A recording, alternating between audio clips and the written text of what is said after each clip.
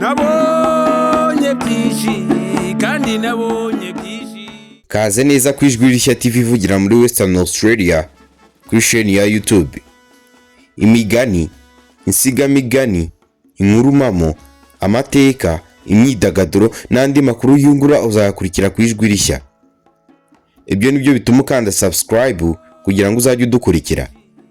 Ni nabyo bigutega ukanda no kunzogera kugira ngo uzajye ubona ibiganiro byacu bishya bigisohoka. Muri kumwe na mugenzi Paiko. Umugani. Ibyo utaretse ku meza si byo bikomeza urukundo. Kera habayeho umugabo witwa Mukundabantu wari umucuruzi w'ibiryo. Yari umugabo uzwi mu gace ke kubera kugaburira abantu ibiryo byiza kandi bihendutse. Mukundabantu yifuzaga urukundo, ariko uko yageragezaga gukunda ntibyashobokaga. Umunsi umwe Mukundabantu yahuye na Nyirabihogo, umugore mwiza cyane wakundaga abantu bose, yewe ndetse n'abadafite ubushobozi akabakunda.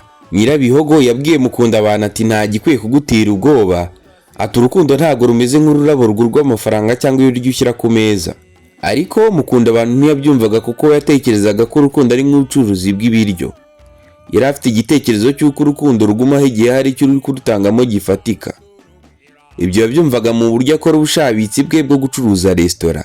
Ati burya igihe ushyize ibiryo bihagije ku isahane y'umukiriya, uwo ntazigera agira iyo ajya ahandi. Nuko rero Mukundabantu atangira kuzajya agurira Nyirabihogo ibiryo biryoshye amuha n'impano zitangaje.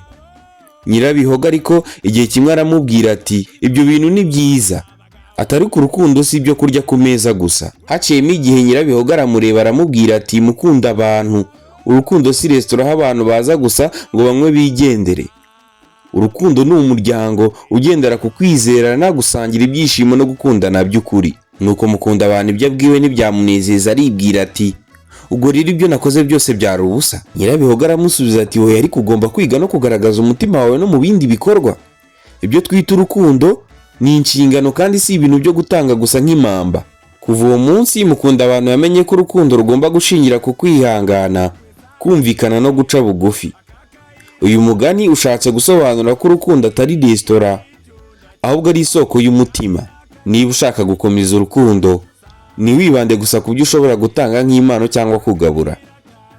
Ibuka ko urukundo ari ugusangira ibyiyumvo, kubera amaso abandi no kubaka icyizere kirambye. Uyu mugani wanditswe na Dr. Rasi Banamungu. Mukomeze kuryoherwa n'ibiganiro Ijwi Rishya TV bagezaho.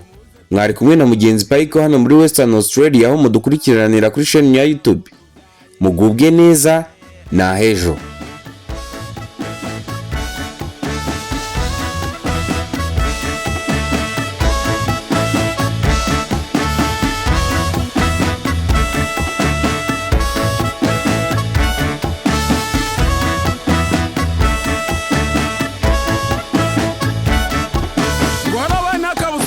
Kumanga umuyagura bwari uruvuru ravugiriza se mucongecugije tani misami sabagirane nanga ngo ndirusarekana makuzi ingamba isobetse nyera gutabara rukanika ku rugamba sisubira inyuma mbona size nagutabara umushu nyitabire ndamutamaza nkamutetereza nkamutera gusubira inyuma gahunganiwe ngo ndirukenyera kuratwa rutaneshwa n'ibitotsi nitwa Rasi Banamungu.